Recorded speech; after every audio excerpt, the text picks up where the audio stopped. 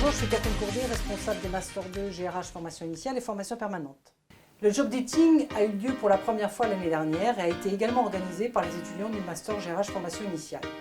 Cette année, il faut dire qu'ils ont été particulièrement motivés puisqu'il y a eu 39 entreprises qui sont aujourd'hui dans nos locaux et qui rencontrent des étudiants et à peu près 110 à 115 étudiants qui donc postulent dans nos différents diplômes et qui ont pu bénéficier d'un entretien en direct avec des représentants d'entreprise. C'est une rencontre entre des représentants d'entreprise et des étudiants futurs apprentis. À l'IAE de Poitiers, nous avons 7 diplômes préparés par la voie du contrat d'apprentissage et ça permet à ces entreprises de faire un mariage entre un étudiant intéressé et une entreprise par rapport au poste proposé.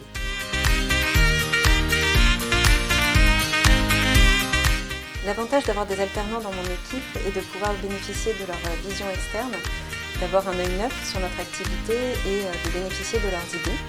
C'est également aussi l'avantage de pouvoir bénéficier de toute l'expertise de l'IAE.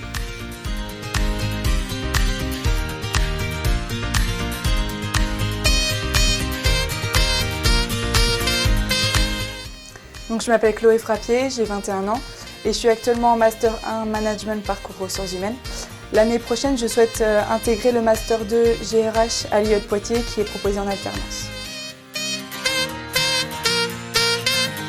Nous sommes là pour capter, des CV, des candidats qui ont vraiment de la répartie, de la dynamique, le sens de l'écoute et du partage et le sourire.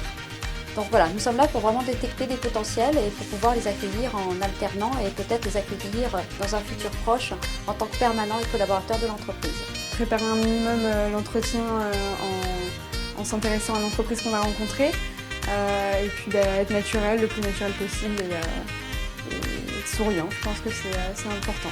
Pour nous, ça nous permet de voir ces précisions, ces clartés et de voir comment l'étudiant explique son parcours, ses objectifs, comment il montre, comment il arrive à dialoguer avec nous, comment il arrive à montrer son intérêt pour notre entreprise et puis son intérêt pour l'alternance. Je suis assez satisfaite de la journée. Pour l'IAE, c'est une deuxième expérience et je pense qu'elle sera prolongée dans les années futures.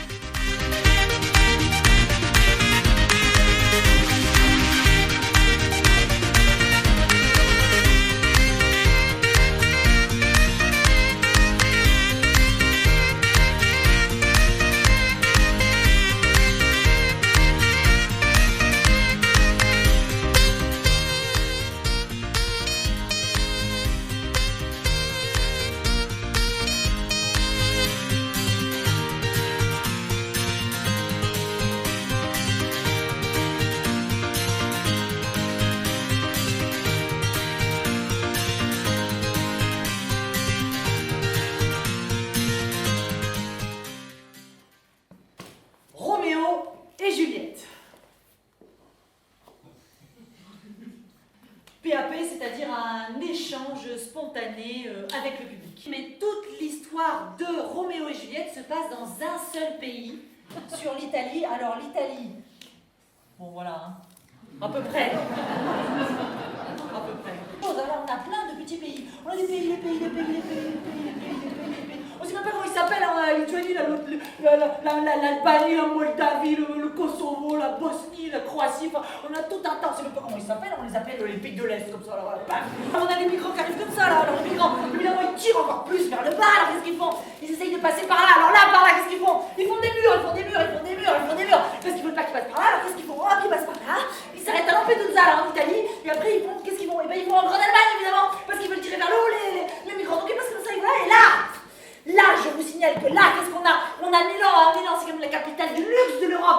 Là, le jour où les migrants, ils vont arriver à Milan, ils vont s'arrêter là, je peux vous dire que l'Europe, on pourra se faire des cheveux blancs. Voilà.